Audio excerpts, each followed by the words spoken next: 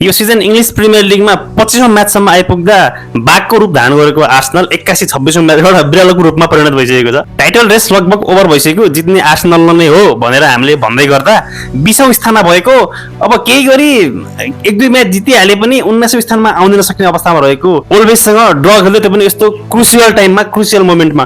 अब उता म्यान्चेस्टर सिटीले गरेर बसिरहेछ, न्युकासललाई जित्ने बित्तिकै 2 पोइन्टको ग्यापमा आउँछ अनि त्यसपछि 2 पोइन्ट भनेको केही नै होइन। त्यसपछि आर्सेनलले अझ स्ट्रङ टिमहरुसँग फेस गर्न बाँकी नै छ, त्यसैले अब टाइटल रेसलाई ओभर भन्दा हुन्छ, कसले के गर्ने हो भन्न सकिन्न। अनि उता च्याम्पियन्स लिग प्लेअफ्सका 4वटा म्याचहरु हुन बाँकी थियो, जो भइसकेका छन्। त्यहाँ पनि बवाल मचिसकेको छ।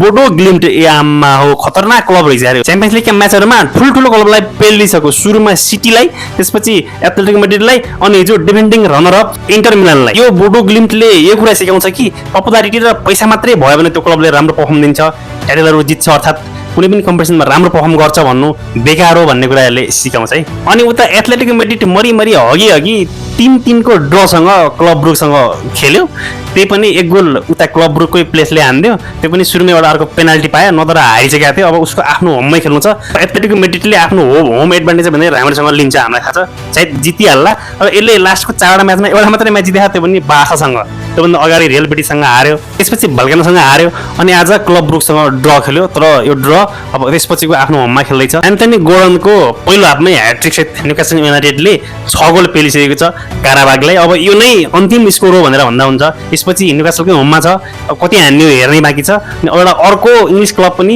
राउन्ड अफ 16मा गइसक्यो भनेर कन्फर्म भन्दा हुन्छ। अनि उता ओलम्पियाकोसलाई उसकै होममा पेलिसक्यो बायर लिभरकुसेनले 2-0ले। यसपछि आफ्नै होममा खेल्दैछ, यो पनि जिति नै हाल्छ, यो पनि गइसक्यो राउन्ड अफ 16मा। यही नै हो च्याम्पियन्स लिग प्लेअफको पहिलो लेगको 4वटा म्याचहरुको रिजल्ट।